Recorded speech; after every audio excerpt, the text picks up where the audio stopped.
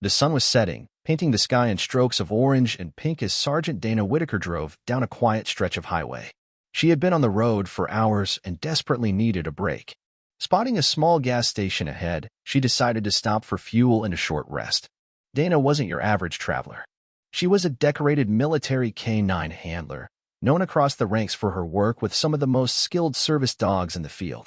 In the back of her rugged truck sat her two loyal partners, Rex, a powerful Belgian Malinois, and Ghost, a sharp-eyed German Shepherd. These weren't just pets. They were elite military dogs trained to detect threats and respond with precision. As Dana pulled into the gas station, she noticed a group of bikers gathered near the entrance. Their motorcycles were neatly lined up, gleaming under the station's bright canopy lights.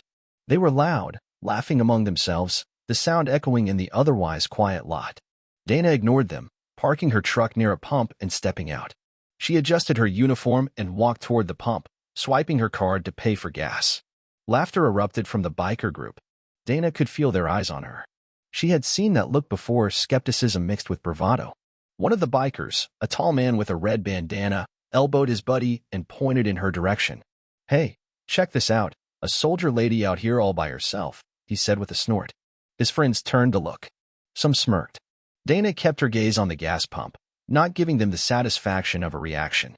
She had learned long ago not to rise to provocations. Her job required patience and discipline. But that didn't stop the bikers. Another, a bulky man in a weathered leather jacket, said loudly, "But she's got those dogs just for show. Probably can't even handle them." Dana's jaw tensed, but her composure remained intact. In the truck, Rex and Ghost lifted their heads. They sensed something was off. Their instincts were razor-sharp, and their eyes followed her movements carefully. Dana finished fueling and made her way toward the convenience store. As she passed the bikers, one of them muttered, "Maybe she needs those mutts to feel tough." She paused, just for a heartbeat, and smiled faintly. If only they knew. Inside the store, Dana grabbed a bottle of water and a protein bar. She stayed calm, her movements deliberate. But something about the bikers' mocking laughter gnawed at the back of her mind. Not fear, she had faced far worse, but unease. People like that rarely knew when to stop. As she approached the cashier, she heard footsteps behind her. One of the bikers had followed her inside. He stood at her side, pretending to browse the candy, but she could feel his gaze. "Military, huh?" he said casually. "That's some tough work, for someone like you." Dana didn't respond immediately. She handed her money to the cashier and waited for change. "You must be lucky to have those dogs," he continued. "I bet they do all the hard work." She finally met his gaze. "They're my team. We work together." He chuckled, leaning on the counter. "Right. I bet they're tough. But how tough can you be?" Dana picked up her items, keeping her voice calm. "You'd be surprised." She walked past him and out the door. The bikers outside were still joking around. One called out, "Did our guy in there rattle you a bit?" Dana said nothing. She returned to her truck, placed her bag inside, and opened the door. Rex and Ghost sat alert, ears perked, their eyes locked on the bikers. Another biker, a tall man with tattoos winding down his arms, stepped forward. "Maybe I should say hi to those little puppies," he said, reaching for the truck door. Dana didn't move. Her voice was low but sharp. "I wouldn't do that." He hesitated, then smirked. "Come on. What's the worst that could happen?" He touched the door handle. With a quiet command from Dana, everything changed. Rex let out a deep growl that seemed to vibrate through the air. Ghost lunged forward, pressing against the window, teeth bared, barking with a force that rattled the glass. It wasn't playful. It was a warning.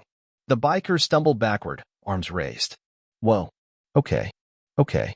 Silence fell over the group. The bikers looked at each other, suddenly unsure. Dana spoke without raising her voice. "They don't like people touching our truck." The tattooed man nodded slowly. "Yeah, got it." Loud and clear. Rex and Ghost remained still, watching, waiting. Their training was impeccable. Dana gave another command, and they relaxed, sitting back but still alert. The bikers began murmuring, the tone different now, less bravado, more respect. One of them, the gray-bearded leader, scratched his chin. "All right," he said with a nervous laugh. "Message received. We didn't mean nothing by it." Dana gave him a long look. "Good." She climbed back into the truck. Rex and Ghost settled beside her, ever vigilant. As she pulled out of the station, she checked the rearview mirror. The bikers weren't laughing anymore. They stood quietly, reflecting. Miles down the highway, flashing red and blue lights appeared. A car had broken down. An older couple stood by their vehicle, clearly distressed. A police cruiser was parked nearby, the officer talking on his radio. Dana pulled over. Rex and Ghost immediately went on alert. She approached the officer, who nodded. "Evening, ma'am. Car trouble here." The older man looked relieved. "Stopped out of nowhere. Tried to call for help, but there's no service." Before Dana could reply, a rumble of engines approached. The bikers. They slowed, then stopped. "The same men from the gas station. Looks like you could use a hand," said the tattooed man, now helmetless and humble. The older couple hesitated. Dana nodded at them. "They seem willing." The gray-bearded biker added, "We've got chains. Can tow you to the next town." It was an unexpected shift. The men who had mocked her were now lending a hand. They worked quickly, efficiently. The officer watched with approval. Dana leaned on her truck, Rex and Ghost still alert. As the bikers prepped the car for towing, the tattooed man glanced at Dana. "Those dogs, they taught us a lot tonight." She offered a slight smile. Sometimes lessons come in unexpected ways.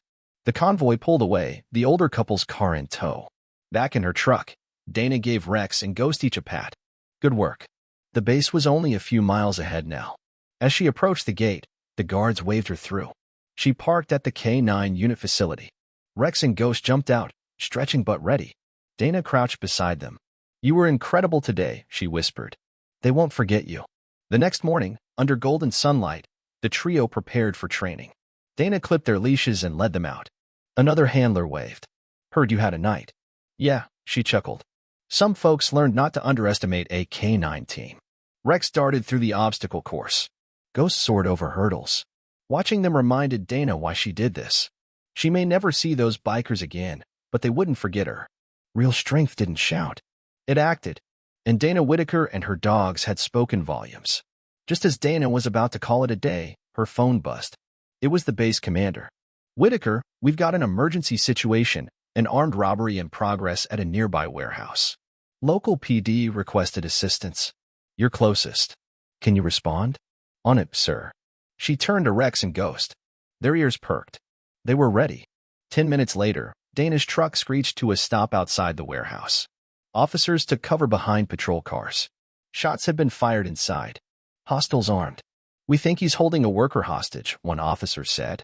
Dana assessed the situation. "I'm sending Ghost around the back. Rex will go in with me." The warehouse doors creaked open. Dana whispered a command. Ghost disappeared into the shadows. She moved silently, Rex at her side. Inside, chaos. The gunman was pacing, yelling. A trembling hostage knelt near a forklift. Dana gave the signal. Rex lunged. The man turned, gun raised, but Rex was faster. In seconds, the weapon was on the ground and the suspect pinned. Ghost entered from behind, growling. The man froze. "Stand down," Dana ordered. He obeyed. Backup rushed in. The hostage sobbed with relief. Outside, applause broke out. Officers clapped Dana on the back. "Those dogs are something else," one said. Dana nodded. "They're my family." Later that night, back at base, the stars stretched across the sky. Dana stood alone, watching Rex and Ghost rest. She whispered, "Today, we didn't just stop a threat. We reminded people what service means." And under that endless sky, she knew, wherever duty called, she and her team would always answer. Together.